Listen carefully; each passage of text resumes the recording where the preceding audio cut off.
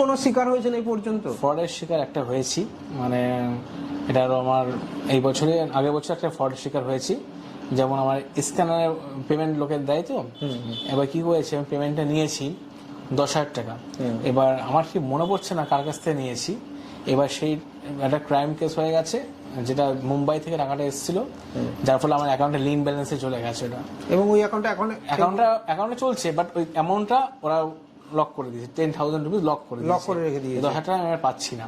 এবার ব্যাংকে যখন জানিয়েছি, ব্যাংক বলে যতক্ষণ না পুলিশ থেকে কেস তুলবে ততক্ষণ আপনি টাকা পাবেন না।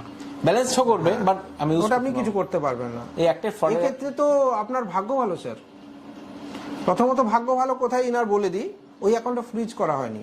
হ্যাঁ। দ্বিতীয় ভাগ্য ভালো, উনাকে ব্যাংকে ডাকা হয়নি। তৃতীয় ভাগ্য ভালো, উনাকে মুম্বাইতে ডাকা হয়নি। স্ক্যানারে পেমেন্ট অচেনা ব্যক্তির থেকে আপনি নেবেন না। আপনি তার থেকে স্ক্যানার নিয়ে, আর যদি পেমেন্ট আপনি নিচ্ছেন, হ্যাঁ উনি বেঁচে গেছেন কারেন্ট অ্যাকাউন্ট বলে, যদি এটা সেভিংস অ্যাকাউন্ট হতো আপনাকে অন অ্যান্ড অন তুলে নিয়ে যাওয়া হতো। আপনি কিচ্ছু করতে পারবেন না, আপনাকে তুলে নিয়ে যাবে স্যার। এবং তুলে নিয়ে যাওয়ার পর যেটা হবে, মোটামুটি 6 to 8 মান্থস জেলে, যদি একটু ভালো আপনার লবি টবি থাকে, লয়ার অ্যাপয়েন্টেড করতে পারেন, তাহলে বেরিয়ে আসবেন। ভয় পাওয়ার কিছু নেই, বেরিয়ে আসবেন। নাহলে অন্তত 6 মাস, আর নাহলে আপনাকে ডেকে পাঠাবে মুম্বাই, হরিয়ানা,